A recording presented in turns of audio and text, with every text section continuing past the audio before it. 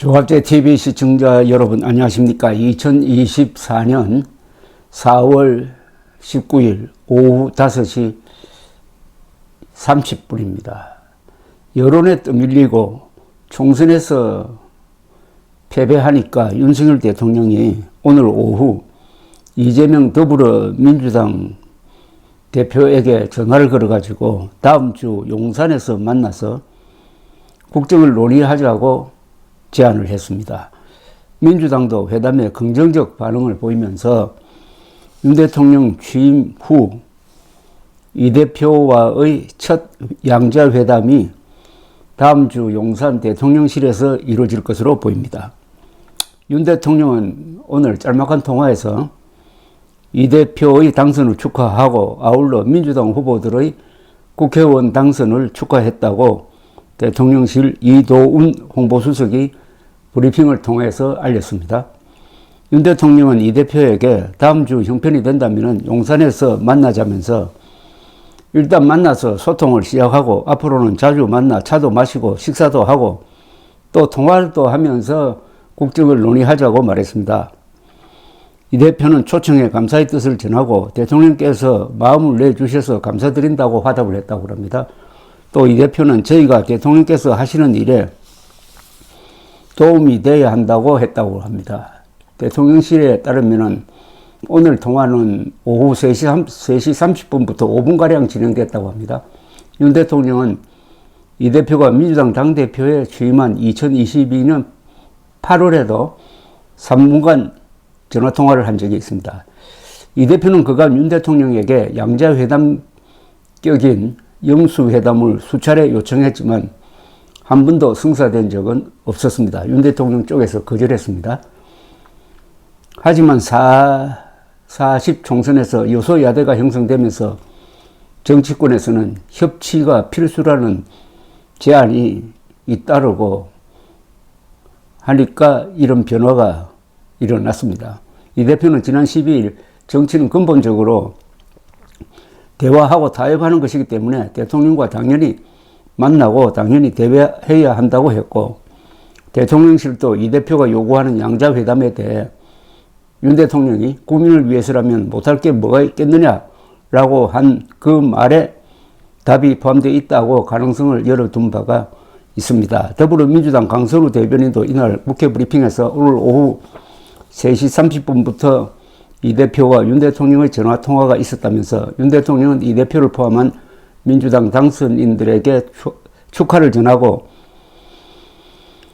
이 대표의 안부를 물었다고 브리핑을 했습니다. 강 대변인은 민생이 어렵다라는 말로는 모자랄 만큼 국민 여러분의 하루하루가 고되고 지치는 상황이라 여야 없이 머리를 맞대고 지혜를 모아야 할 때라면서 민주당은 윤 대통령의 제안을 환영한다고 밝혔습니다.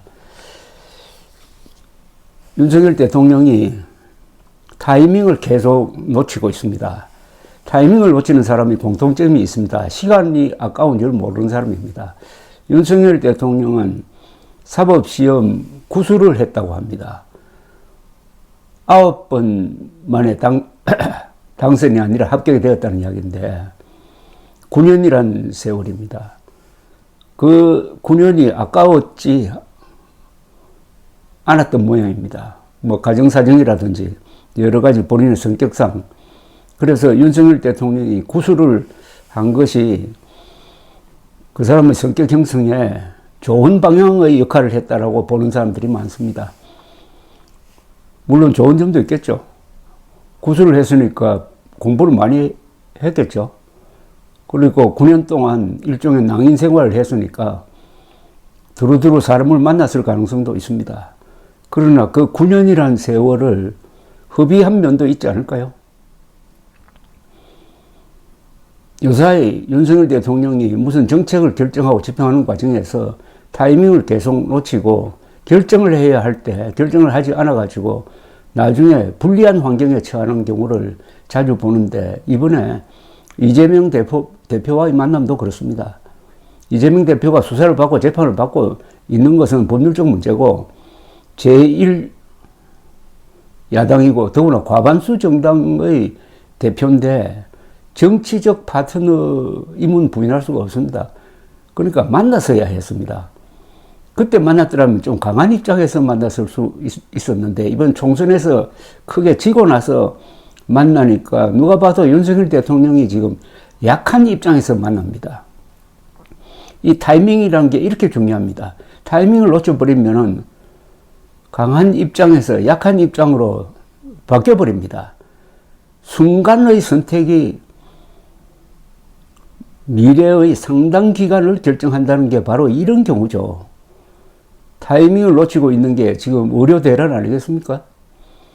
의료 대란 이제 수습 불능 사태로 갔습니다.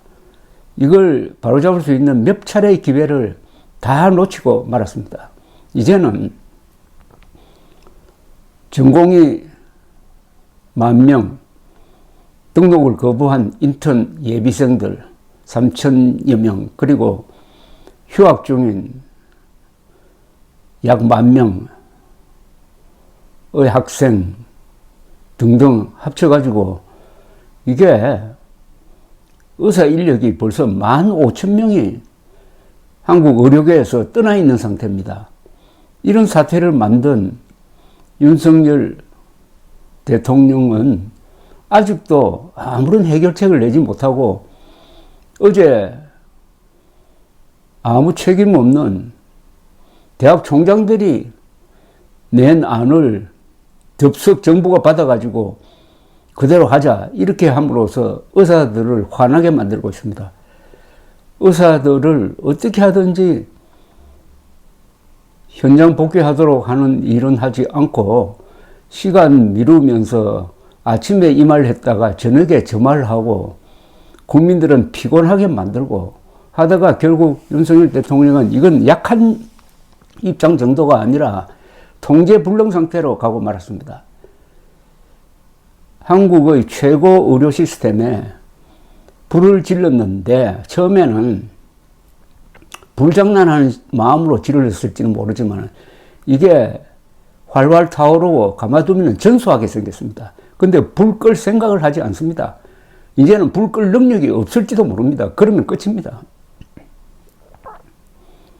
이재명 대표와의 뒤늦은 회담을 보면서 김영삼 대통령 이야기가 생각납니다.